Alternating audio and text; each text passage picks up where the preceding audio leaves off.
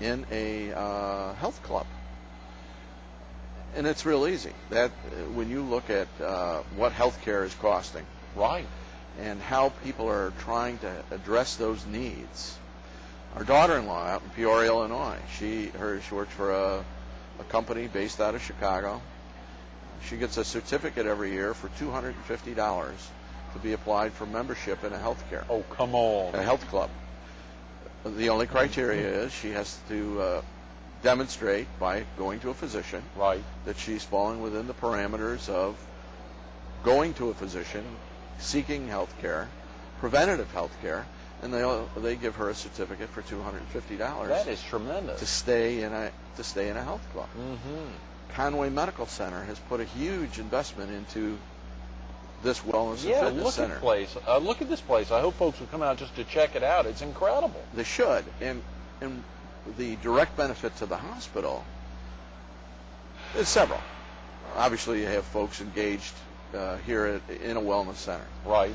It's an opportunity for folks to get into a good rehab program as the result of having a medical event such as a heart attack. Right. Or But a stroke. the other side of it is that by taking care and doing the prevention, you find folks not showing up in your emergency room in some stressed or distressed condition, that they come to the emergency room, they can't breathe, they're not, something isn't right. The hospital immediately has to admit them into a very high cost center, ICU, CCU. Right. Whereas if they were here and had been monitoring themselves, what they might have found out is, gee, maybe they do have a little pulmonary function problem. Uh-huh. Well, you could go to the hospital and go through a outpatient pulmonary program, Right. rather than find yourself riding in an ambulance up to. What a great point. Absolutely. Helping yourself and helping those costs. As I think you know, healthcare costs are always a concern, and this year the costs of healthcare alone represent 16% of our gross domestic product. Oh, come on. Say that again, Tom. You said this year. 16% of our gross domestic product cost is healthcare. That's about $2.5 trillion. Son of a gun. That's terrible. In the year 2015, at the current spend rate, the estimates will be 20% of the gross domestic product, which is why. Yeah. $4 trillion. $4 trillion.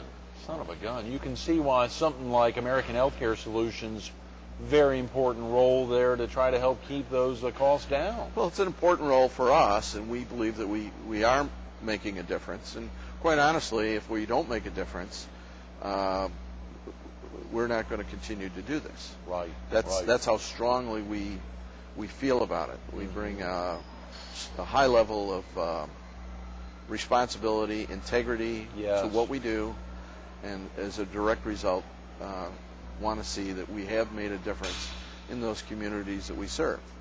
I get on an airplane not every, but on a Friday afternoon and come back home to the beach and know that I've made a difference working with a hospital, whether it be in Mississippi, Ohio, New York, or here in South Carolina. Much like some of the folks on the show this week. You know, yesterday Fran Long was with us, who's on the bureau, the Speakers Bureau for the American Red Cross, talking about the pandemic flu. Or Joe Fisher was with us on Monday, pumping up the March of Dimes and Walk America for this Saturday's Walk America out here at Coastal Carolina University, really making a difference and knowing that you're having an impact on others' lives and their potential health. And it's a very rewarding. It is. It's a very rewarding field, and it's one where folks need to think about their health. Right. And we're always. I will tell you this: we're always also looking for talent to work in the field. Our local community college does a wonderful job also of trying to educate folks. Trying in the sense it's very difficult. Right. Based on resources, to educate folks to get into the field. Oh, yeah. We're coming into an environment right now which is known as the pig and the python. the baby boomers, where a huge amount of the population is now entering retirement age. And we are turning around from a large part of the population paying for a small part of of existence to where a small part of the population is now paying for a large part of the future. And for us, so we're going to have to think smarter, be smarter, educate folks, get folks into the healthcare field, and it's a slow process. And it's a costly process. Very. Horry Georgetown Technical College is building which will be completed next year. Yes. 2008. Fran and I spoke about that yesterday. Sure. And that's very well needed. And but again, the issue is there that to get into some of their programs, you have to wait till the year 2012. Is that right? There's that kind of a waiting list for the nursing or other programs? For other programs, particularly the radiographic programs. Right. The issue being clinical teaching, the teaching moment, teaching men and women on clinical equipment takes time, takes certain ratios, the whole thing. So that's critical, Tom. I don't think I had any idea that they were faced. I assume many of the other technical institutions around the state, Florence, Darlington Tech, probably faced with the same big waiting list. And anyone going into those healthcare professional fields, Coastal Carolina University and their programs. Right, big waiting list as well. Wow. Sure. So it's an environment that everyone we think has to be sensitive to. Yeah. We too try and go out and get involved in public speaking and events when asked. It's part of our commitment to the community as well. Yeah. And people, they're looking for, how can I best look at my health? Right, sure. There's the website today, the websites, the information that's on the websites is unbelievable. Someone that's my junior in age, I look at a website when I'm needing or there's a healthcare issue. Sure.